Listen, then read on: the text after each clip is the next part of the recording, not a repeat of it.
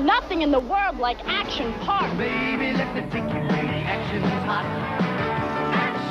Action Park. The story of Action Park is a true crime story. As you entered the park, you saw this thing, and you're like, this is real. The engineering behind this, if there was any engineering, was just nuts.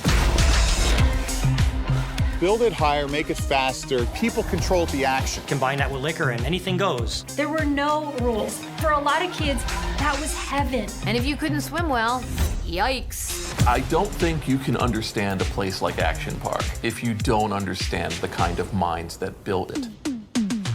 A lot of people wish they could ignore rules. Gene actually did that. Nobody would give him insurance, so he created his own insurance company and then insured himself. It did bring sometimes a criminal element. I don't know how many people died at Action Park, but it wasn't just one person. Electrocuted. Decapitated. Fractured vertebrae. Impaled on the bowl. Had a heart attack. Nobody should ever be the second person to die in a wave pool. Close the wave pool. The action never stops at Action Park.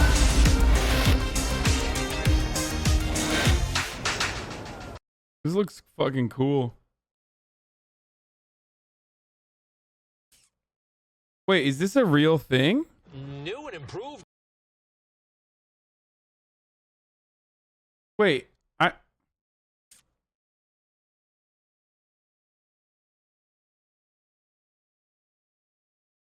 recent Johnny Knoxville movie was about a theme park that was based on this real story. It's basically a roller coaster tycoon, but real. Wait, what?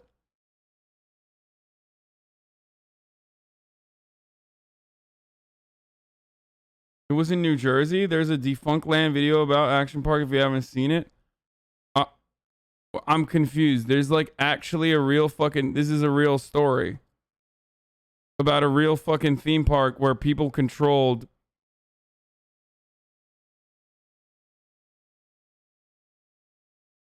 It was a water park in New Jersey. Admit Jacinda is milky as fuck. I think Jacinda is very pretty, but more importantly than that, I think she's a capable leader.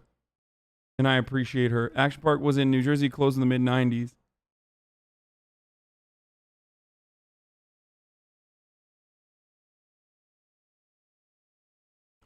But isn't there violence in this? I mean, I want to. I really want to watch this, but like I'm a little scared about real violence in it.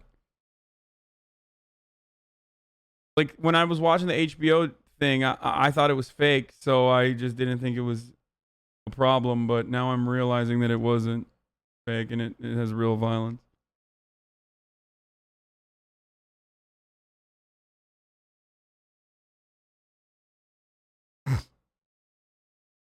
They show somebody's head come off?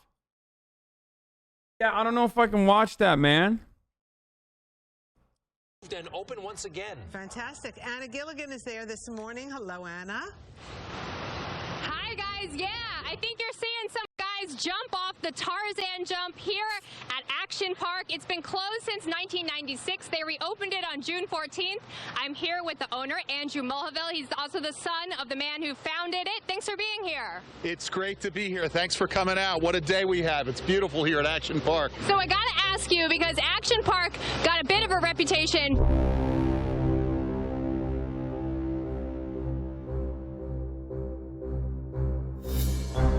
Some people got injured.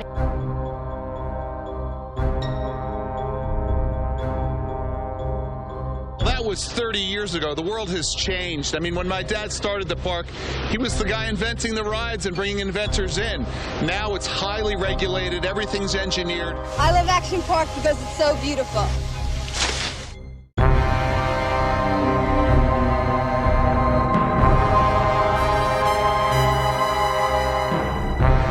What is this music, dude? Okay, this is awesome, dude. What the fuck? No, I will not acknowledge it. Shut the fuck up. Stop saying acknowledge my message. Gene Mulvihill, the head of entertainment company Great American Recreation, has added a new attraction to Vernon, New Jersey's Vernon Valley Ski Resort.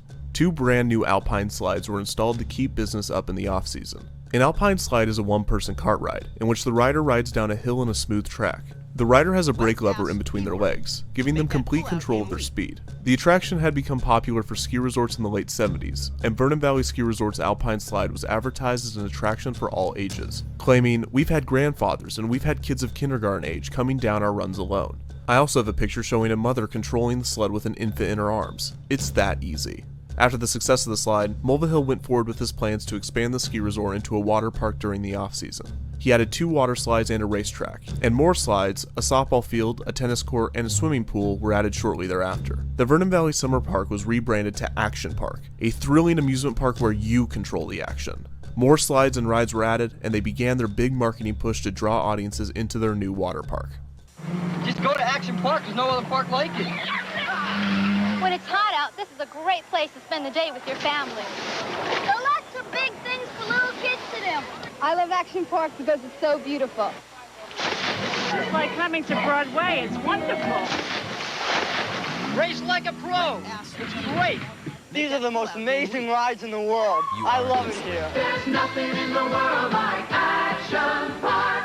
The park was revolutionary. Not only was it one of the first water parks of its kind in the United States, but it also marketed itself as the biggest. It was eventually home to 75 rides, 40 of which were water slides. Action Park was split into 3 themed lands. The first was... Motorworld consisted of 3 types of attractions: land, water, and air rides. On land was the popular battle action tanks. For an additional fee, guests could ride inside tanks equipped with tennis ball cannons. The goal was to shoot the other tanks in the caged area on one of their targets, disabling their cannons for 15 seconds. Those that chose to ride the tanks were allotted 5 minutes to do so, and those that did not want to ride could pay to use a stationary cannon from the outside. Maintenance employees attempting to fix broken down tanks would be subject to fire. These guys are literally tankies, dude. This is awesome. Okay. This would be dope as fuck. Like, I would 100% want to do this. Okay? Yes, making the attraction a nightmare to work at. The other 2 land-based Motor World attractions were the Lola cars and the Super Go-Karts, both of which were kart race attractions. The Super Go-Karts were driven on a small loop.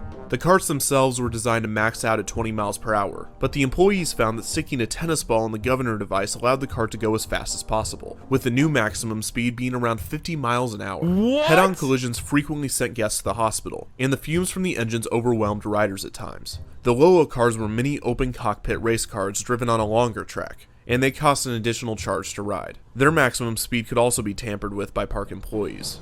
These were also used after hours by the workers, sometimes being taken off the track and driven on the nearby highway. There were 2 water rides in Motor World. The super speedboats were driven in a small circle around an island in a pond that also had a large population of snakes in it. The guests would often attempt to bump nearby boats, as if they were on Motor World's other water attraction, bumper boats.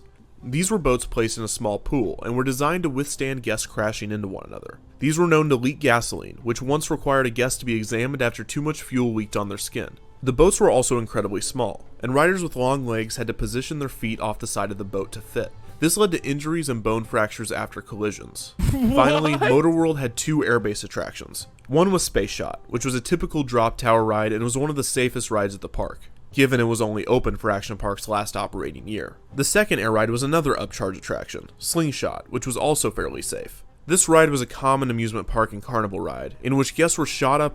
I love that the safest rides on the fucking... I love that the safest fucking rides would be the least safe in any other park.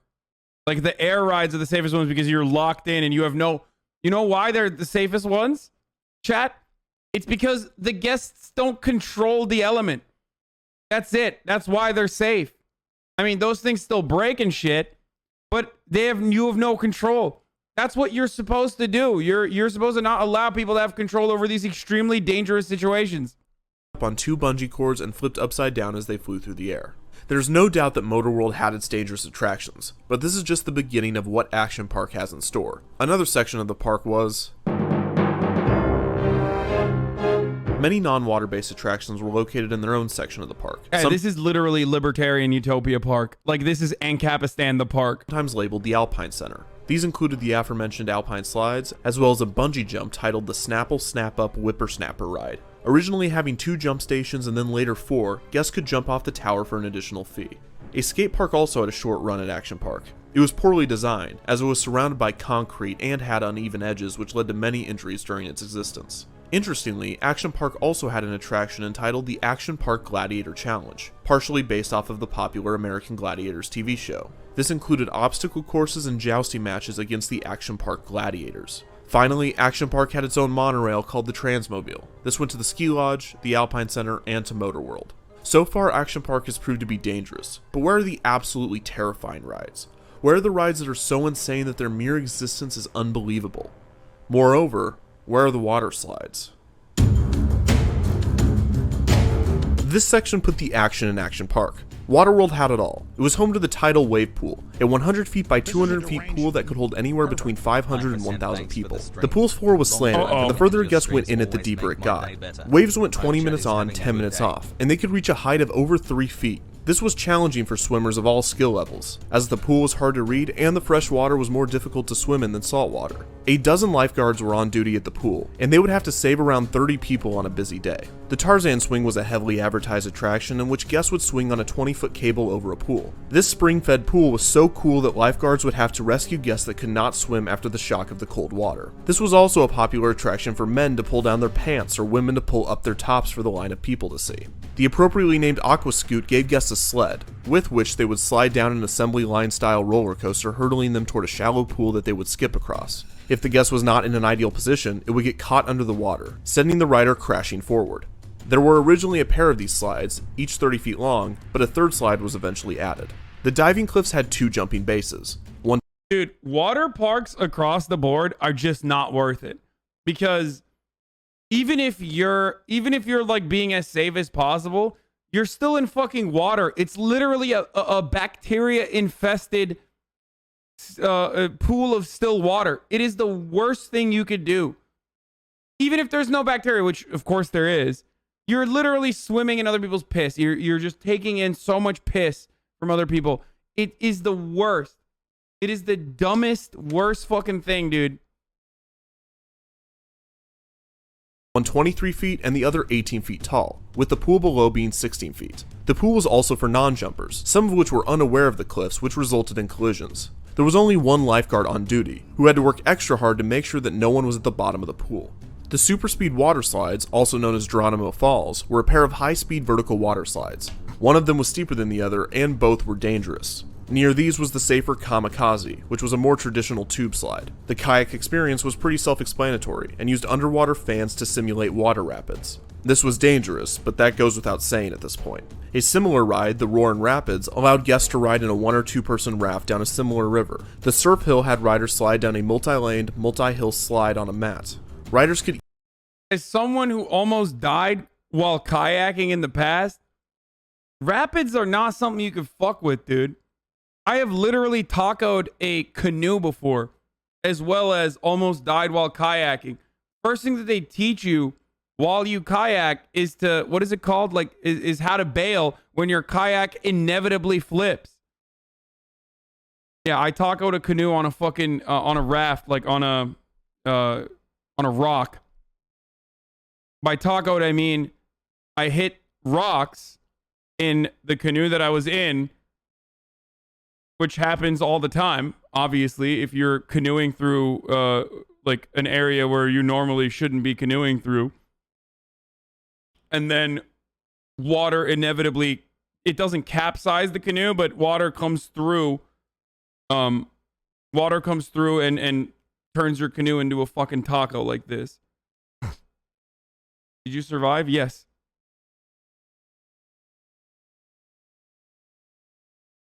Bad at every game? No, this is the game of real world. Why are people doing Haas mod when you said you almost died riding a canoe? What was a kayak? The canoe part wasn't deadly because I could at least get out of it. I could bail in time. The kayaking is very dangerous though. Did you canoe or kayak? I've done all of it. I've canoed. I've used the sea kayak. I've used regular kayaks. Regular kayaks is probably the worst one. It's the scariest one out of all the things that I used. Sea kayaks are all right. They're a lot larger. Kayaking is my biggest fear in life. It's so fucking scary. I mean, I haven't done it in years, but were you purposely whitewater canoeing or just by accident? No, we were doing it on purpose.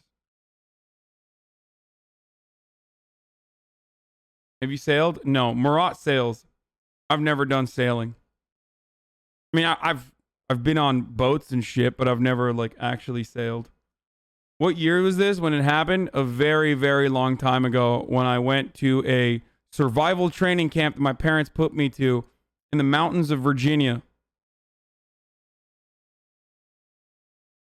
Wait, is it Virginia or West Virginia? Hold on.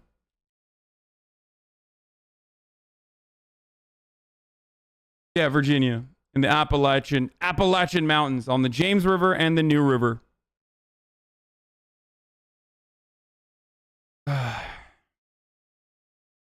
I've never skydived, no. Easily cross over to the adjacent lanes and cause collisions. And the seventh hill, nicknamed the Backbreaker, had an additional hump that would send riders flying, resulting in injury. The Colorado River Ride was another raft ride, this time allowing up to 4 people, and it went through the wooded area of the park. At one point, the riders would come to a fork in the river and had to choose between 2 paths. The first path took guests under a waterfall and a series of tunnels. The second path included a waterfall and another fork, with one path being steeper than the other. The ride also included a foot-tall jump that would allow riders and the raft a short airtime. The Aerodonium was a skydiving simulator that caused injuries when guests would try to stop their falls with their arms. Waterworld also had a variety of other typical water slides and pools that were less notable, but there's one in particular that has yet to be mentioned. This is the attraction that made Action Park the most infamous, the Cannonball Loop.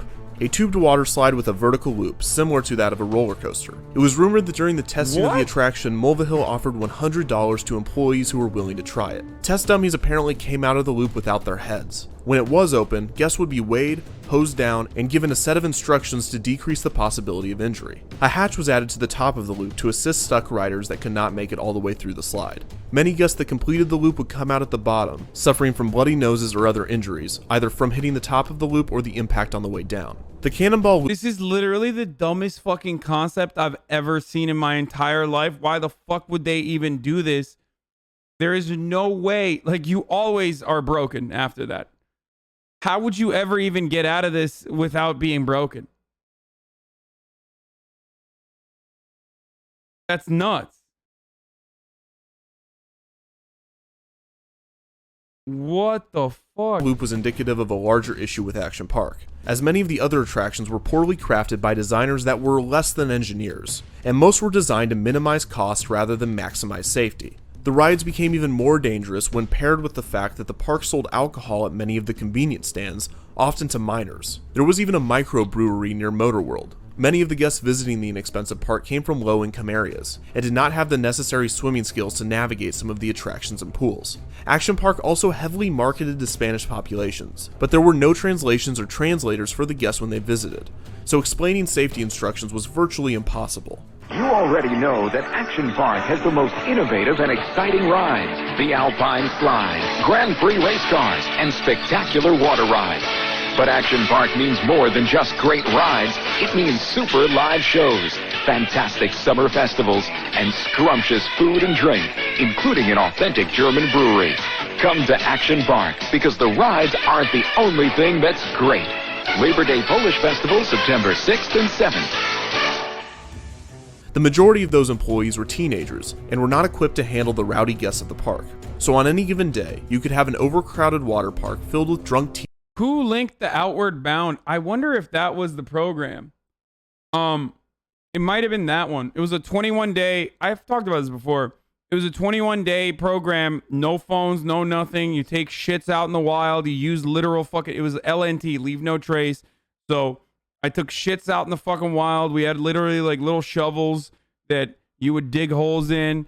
I don't know if it was Outward Bound or not, but in the fucking mountains of West Virginia, I took shits. I learned how to fucking do the weird like thunderstorm, lightning strike, whatever the fuck, like way of standing like this with my elbows touching my knees so that if I ever got struck by lightning, it would go through my fucking one heel and get out through the other heel. All this shit. And no showering, obviously. We fucking kayaked, canoed, sea kayaks, everything. Mountain climbing, rock climbing, hiking. You literally live in a fucking tent that you carry around for 21 goddamn days. It was the worst motherfucking experience of my entire life. And I don't know why the fuck anyone would subject themselves to that kind of situation. Do I remember anything? No. The only shit that I remember from the 21 days where I just like did all this was that you always got to have a bear sack when you go to when you build a campsite, and you got to fucking do a bear sling and put your food over a bear sling. Otherwise, bears will come and fuck you up and kill you because they think you have food. Half of it sounds lit, half of it sounds terrible. It was all terrible. I also learned that in the Appalachian Mountains, however you want to fucking say it, the best leaf to wipe your ass with is a maple leaf. That's a fun fact. 21 days is a little too much. You lied about being the outdoor type. I am not the outdoor type at all. I never said I was the outdoor type. It's probably that 21 day experience that made me the non-outdoor type.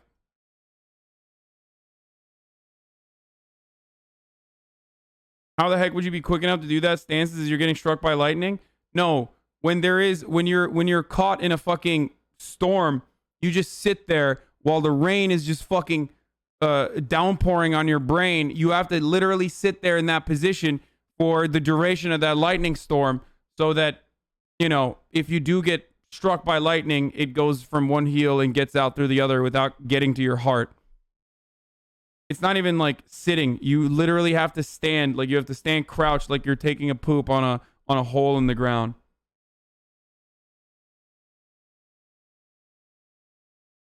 You haven't done military service though, have you, lol? No, but this fucking camp was run by some psycho Navy SEAL dude. It was terrible. That's why I always laugh whenever fuckers say like, "Oh yeah, the army, dude, it's great." Like larpers who like dress up as military and put all that fucking gear on themselves for fun. It's like no one wants to put that shit on. Absolutely no one, unless they're forced to put that shit on and like run around with it, would want to put that shit on.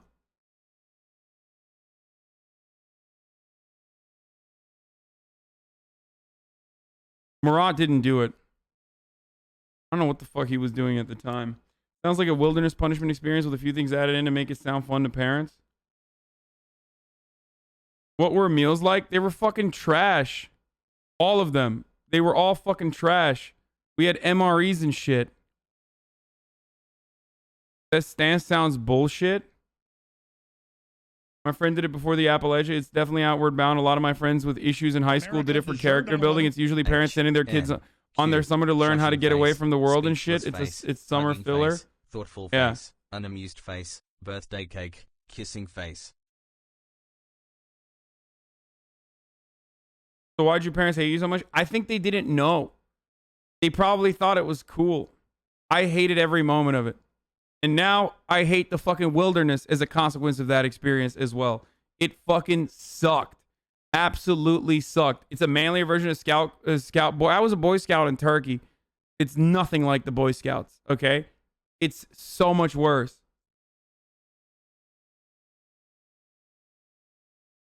It's nothing like fucking summer camp. Dude, we literally fucking... You could die.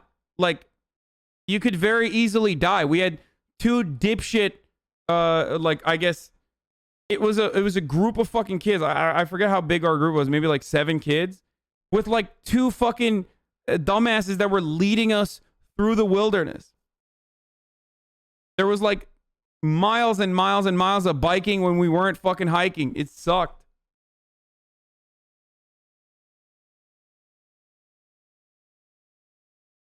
I did Outward Bound as well, and it was pretty fucking terrible. I used to be fond of that memory, but as I get older, I really hate it. Yeah, Turkish Boy Scout sounds lame. Sounds lame. Then I had a lot of high adventures, dangerous like this. When I did Boy Scouts, we mostly hung out in a cabin playing Nintendo. Yeah, no, I didn't beat off. How the fuck am I gonna beat off? I'm in a tent, dog.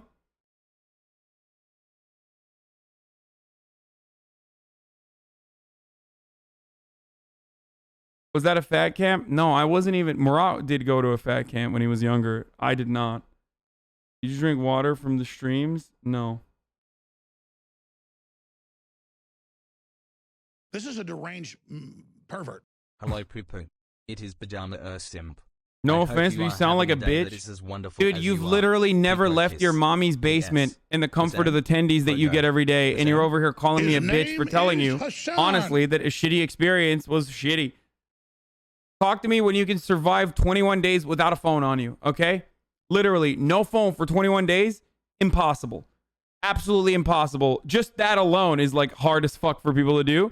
Not only did I have no phone, but no toilet paper for 21 days, no showering for 21 days, living in a fucking tent for 21 days. Good luck.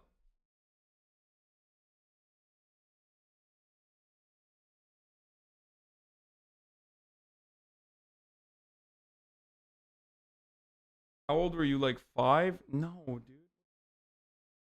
I think I was in like middle school. I think it was like either maybe freshman year of high school or middle school. It might have been freshman year of high school. Nothing made me appreciate unfiltered consumerism that I always appreciated regardless whenever I had time in America. Nothing made me appreciate it more than coming after that camp, though, coming back from that camp. Oh my fucking Lord. His name is Hasan. Dude, you literally believe that lightning strikes can just flow through your body? You have no room to talk? What do you want me to do? I mean, okay, hold on. Let's talk about this real quick.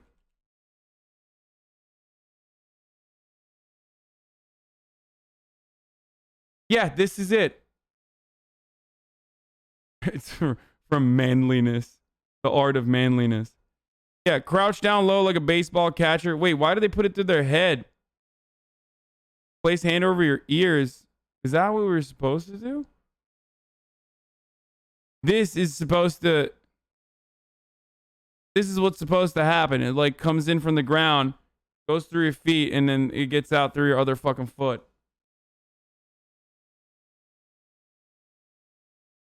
Your hair begins to stand or end, or your skin starts to tingle. A lightning strike is imminent. Immediately get into crouching position. Lightning may strike without this warning. However, place hands over your ears to minimize hearing loss from the loud clap of thunder that will boom very close to you.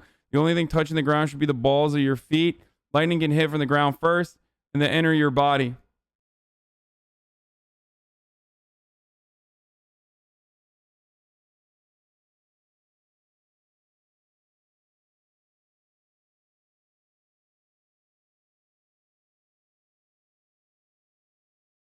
This recommendation was updated in 2008. I just Googled. Okay, well, this was way before 2008. Promoting the crouch gives people the false impression that crouching will provide safety. Even to promote the crouch is a last resort when a person's hair stands on, and giving the people the impression that they will get a warning sign and that there's something that they can do in that situation. So what you do? Okay, well, they discontinued it, but at the time, they taught me to do that.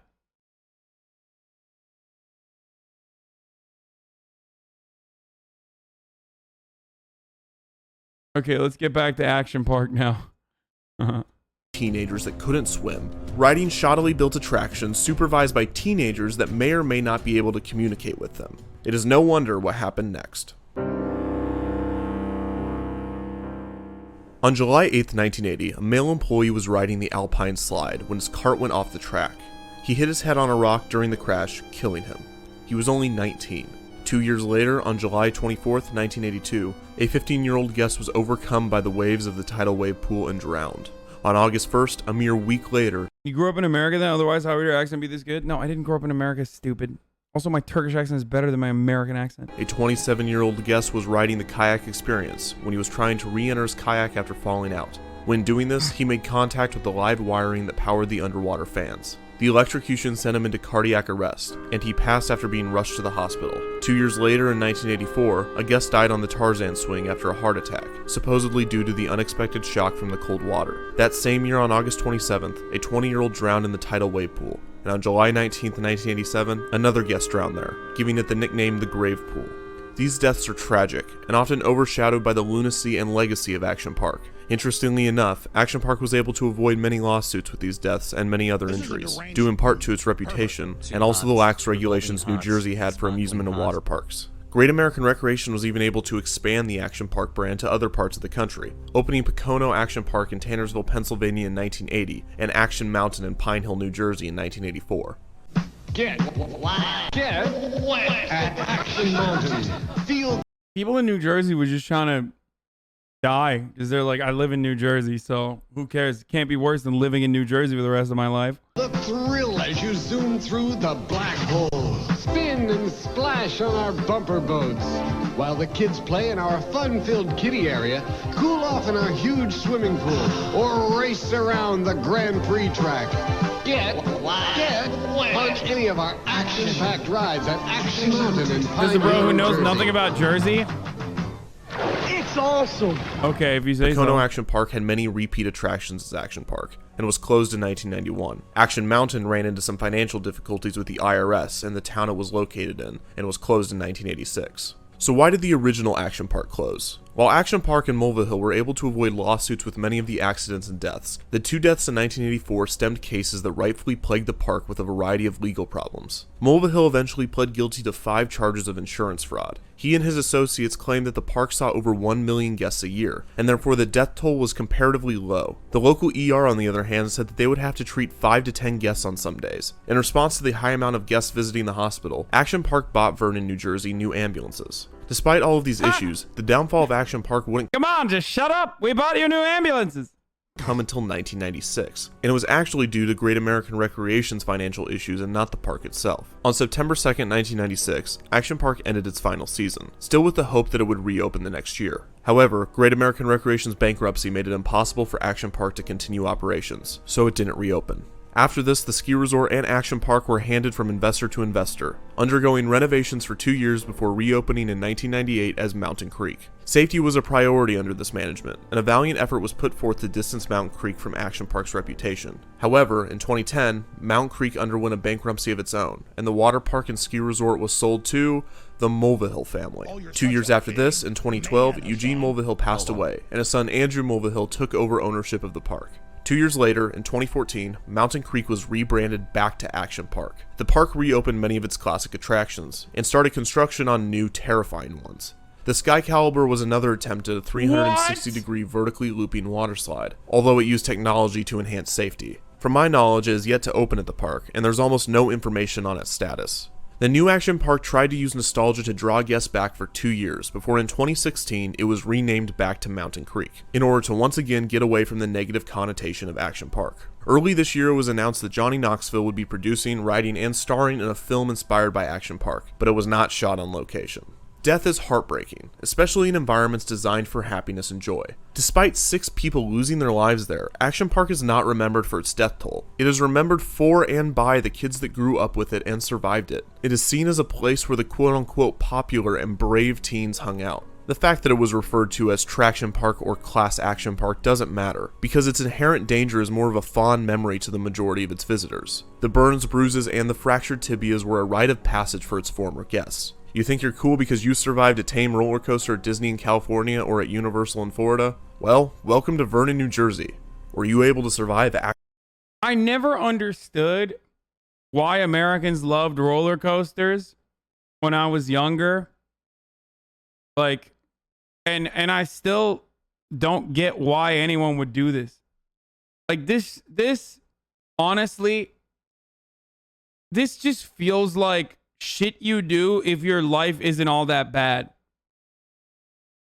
You know what I mean? Like for me, it's like why the fuck would you why would you put yourself in a situation on purpose, like pay to like fuck yourself up? It makes no sense to me. Like, how comfortable is your fucking life that you're literally paying to die? Action Park.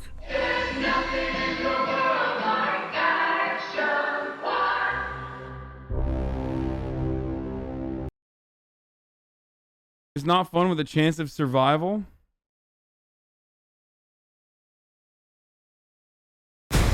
Wait, doesn't this have like, is this the red band? Wow, a lot of people made movies out of this, huh? Yeah, I don't want to watch that. I feel like there might be shit in here. Hasan's take on water parks and theme parks is the most Arab mom take ever. Yeah, I mean, I'm straight the fuck up. History of the Nickelodeon.